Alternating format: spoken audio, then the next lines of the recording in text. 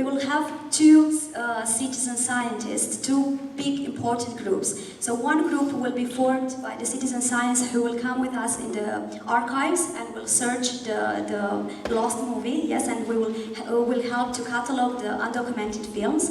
And on the other side, we will have the other citizens that may come with information and help us to document even more the production of this movie, or they will come with other stories or testimonies or part of the props from the movies like Tararira, which was filmed in 1936.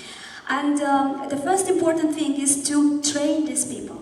Why to train them? Because back to 1930s, in the interwar time, there was no digitization. So all movies were on reels. A reel is like between 1 kilo and 2 kilograms. It's very breakable and also inflammable. They have to take a little training in order to know how to treat these reels, how to actually scan when watching the details we will give them in order to search for this movie or in order to catalog and put the information on the list. After the training, we'll actually go into the film archives, right? And what we will do there? Each citizen scientist will have a list of information they have to follow. So for example, we have this picture and we know how the actors look like. So they will have a question. After you see the reel, watch it basically. Do they look? How do they look? How the place looks like? What do you see in the plot? So all these details will be put down on a list, and this is how we'll basically make the cataloging, yeah? We will make a selection and we will see if Tararira will be found. In case we can get lucky, we will digitize this movie and organize with all citizens involved beautiful screening as a premiere. There is an option. We will not get lucky and we cannot find the movie, but we will have the catalogs with the information about other undocumented movies, the possibility of digitizing other movies, and the option, a very beautiful option, to reconstruct Tararira. Why I say to reconstruct? Because we have lots of information about this movie. We have the pictures, we know how the actors look like, we know how they are dressed, we know information about the plot, and then we will get the information from the other citizens through their testimonies. We will put all this information together and we will make another Tararira, probably not 1936, but 2018, let's see. And obviously we will organize a screening and invite the interested public as well as the citizens involved in this. Another part of the project, it's very important for us to document all these steps of searching of this movie. And with help of the citizens, we will film and record them while they will follow these steps. All these little videos will be collected into a documentary which will be screened along with the screening of Tararira. And everybody can, the people involved in this will be able to share their experience, will be able to say what they feel, if they are keen to go further with us in further projects, and so on and so forth. This will be very important for the dissemination part as well. And once we have Tararira either found, either reconstructed, let's see what will happen next. So basically we'll have several deliverables here. We'll hopefully have Tararira, or possibly several versions or even copies. If not, we will at least have a reconstruction for the public. But the most important part here is all of these lists and catalogues from the scientists. So we will work with the film institutions and with the archives and try to collate this data the way they need it. And then we will have a list of potential candidates for interesting movies. Perhaps we do find an old Charlie Chaplin. The next step then will actually be to start digitizing this stuff. This is like a follow-on project leading on to other projects, other archives, other lost movies.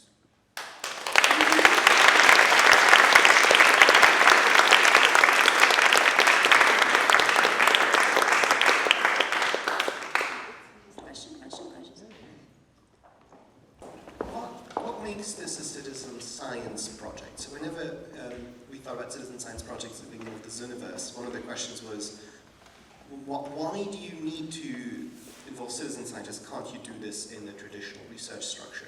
So let me be devil's advocate. Why can't you just hire a bunch of research assistants to do this? Get a grant from some foundation, and like what makes this citizen science? How many humanities projects do you see on the list here? Well, just because. How many people do you see in this group? So there's no funding for things like this, and this is why we need citizen science. There's literally very little money. What we want to do is try to involve people in the archives, get them actually doing a lot of the work. We need the manpower, we need a lot of people to go into the archives, scan all these reels and work together with us. So this is a way that we can do this and get it funded, and actually get it funded, across different cities. The funding from this seed money, let's say, won't get all of this done. This will start the project, get the cataloguing going, get the data assembled, but then we will actually need to probably crowdfund this, or try to pull in some of the partners that we've already got committed and emotionally attached. But the whole point here is it comes down to funding, and it comes down to the manpower, which is not there. And this is why so many of these thousands of movies are not documented. So you just mentioned a really interesting word there, which is crowdfunding. Yes. Can't you crowdfund this from movie buffs and then hire researchers? Well, I'm trying to see the differences between, you don't have the ability, you don't have the money to hire people, so you use citizen scientists, which to me is actually a dangerous thing to do, because there's nothing inherent about your project that makes it citizen science. Well, I would tend to disagree with you. You're getting people to actually go in there, collect the data, and analyse it. It may come down to what you understand as data, right? But this is data, at least for the core films. And if you allow me to give a very short explanation, for me, as a filmmaker, it's very important to get these citizens in Buenos Aires connected, because back to 1936, this was a huge event. All people knew about this, all people have memories about this. I don't need experts, I need people that experienced this huge event back to 1936. Maybe they have grandparents who told them stories. Maybe they have a prop, I don't know, maybe they have a glass like this one and they remember it was from the shooting of Tararira. I would love to have this one. And this, any scientist cannot give it to me, but the people in Buenos Aires with stories, because memory of history is very important for this project. Thank you.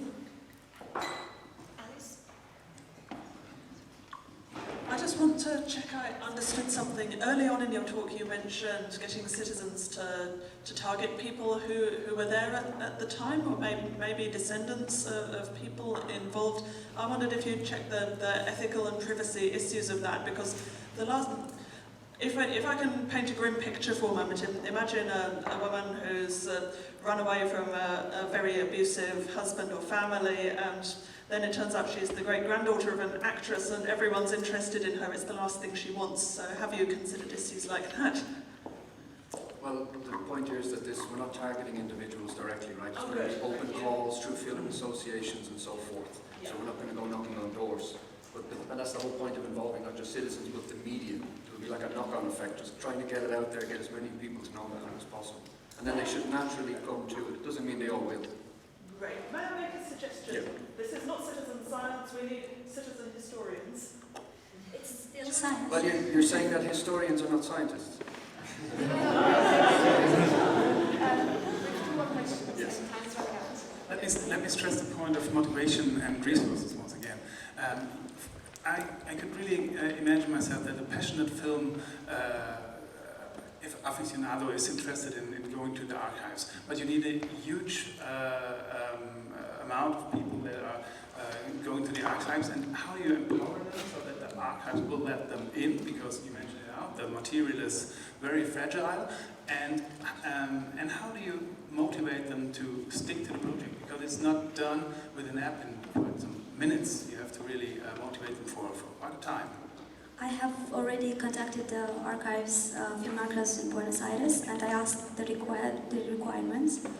As I said in the presentation, they have to get a little training before and learn how to deal with these flammable, breakable reels. And this training will be done by the people inside of the archives, because they have the expertise.